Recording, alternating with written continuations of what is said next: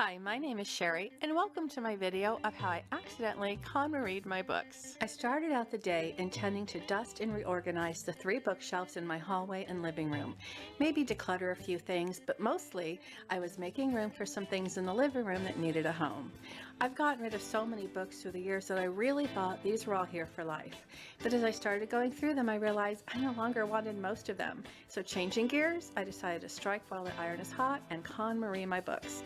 I grouped my books by subject matter and display them by size, and I brought them all to the kitchen just like that. As I go through the books, I'll be making a keep pile, a sell donate pile, and a 1-year pile. One of the tips I've learned from watching other people's decluttering videos is with items you're not sure of to give yourself a time limit, and if you haven't used that item in that amount of time, get rid of it. I have a lot of books that I've never read, and after 20-30 years it's time to read them or let them go. I've had this since the 80s. Never read it, never will. Growing up, my family had a Hanukkah book that I loved. My sister still has it, and I bought this as an adult at a garage sale thinking it would bring back that nostalgic feeling, but it never did. I guess if I still have any questions, I can look up the answers on the internet. These are all being donated.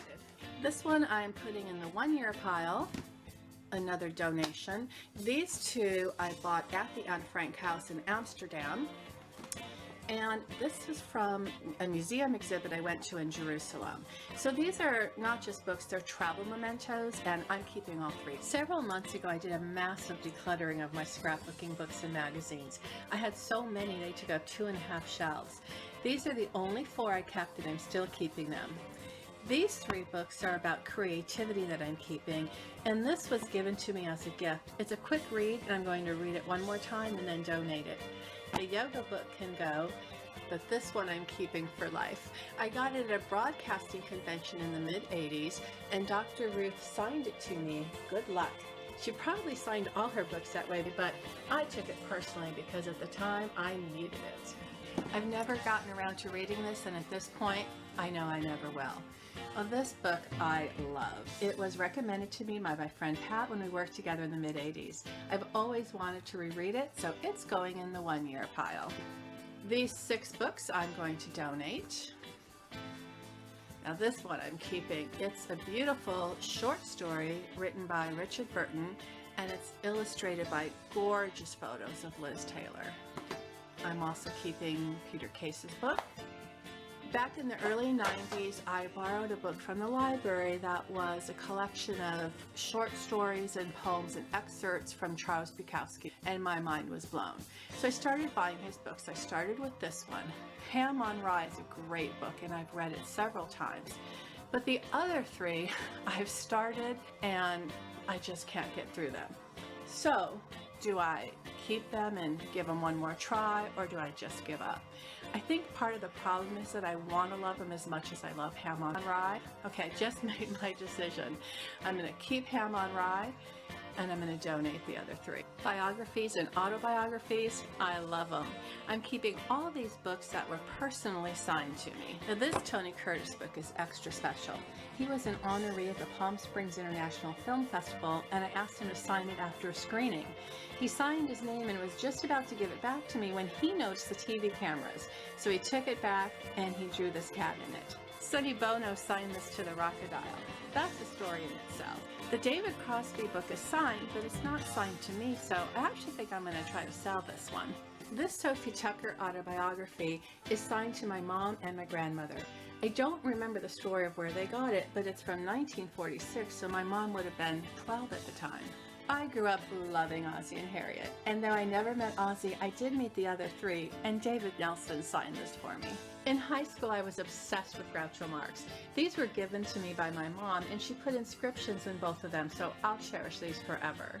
I wish I'd taken better care of the dust jackets, though. Now, I'm on the fence with these 2. I've read them both more than once, but I don't plan on rereading them, but I'm leaning towards keeping them for now. This beautiful book is a recent addition to my collection. It was given to me a few years ago by Frank Ferrante, who edited the book. Frank is an amazing performer and does the best Groucho show you'll ever see. Alright, more biographies. I'm donating Maria Kay, George Harrison, Ryan Ferry, and these 2 books by Pamela Des Barres. I'm keeping Ray Davies, Alan Sherman and Rick Springfield. For sentimental reasons, I'm keeping Rick Sklar. He was a radio icon.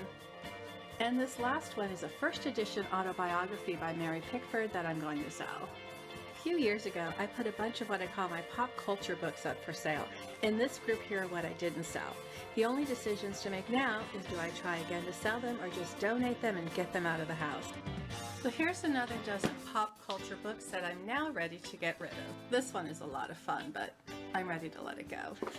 4 Grateful Dead comics. If I'm getting rid of my Christmas music collection, I might as well get rid of this book too. Now with this one, I do reserve the right to change my mind, but for now, it's going in the sell pile. This is what I'm keeping.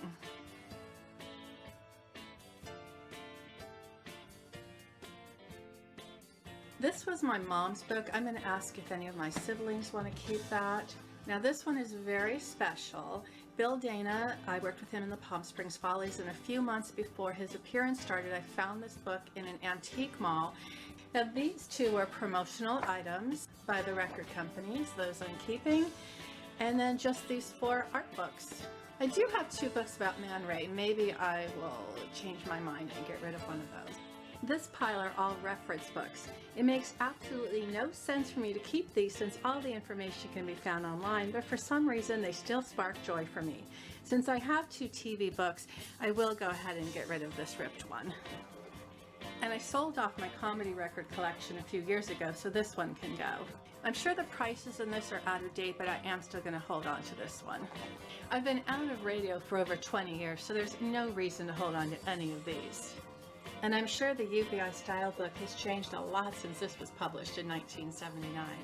Just a few more miscellaneous books. This Chagall book was my mom's, and I'm going to keep it for now. Now these 2, Alfred Hitchcock and The Twilight Zone, should have been with the pop culture books. I'm going to donate those. Last month, when going through some files, I found this index to the Andy Warhol diaries that was given to me by my brother-in-law. I didn't know I still had it, so finding that in my papers was a really great surprise. So this is going in the 1-year pile. Now that I have the index, I can skip around and just read about who and what I'm interested in and then get rid of this book. One of Andy's superstars is a neighbor of mine, so I'm going to start with all the entries about Viva. And the final book is a sentimental one. This was given to me when I was 6 years old by my Aunt Jenny. She was my great-grandmother's sister and used to babysit me at her house. Because I loved it so much, she gave it to me as a gift when we moved to California. So I started with 121 books. I'm keeping 62, and thank you Marie Kondo, 7 are going in the 1-year pile. And I'm going to try to sell 11, 2 I threw away, and I donated 39 books to my local library. Thank you so much for watching this video. If you stayed all the way to the end, I love you. If you liked it, please give it a thumbs up, and if you'd like to see more videos, please hit the subscribe button.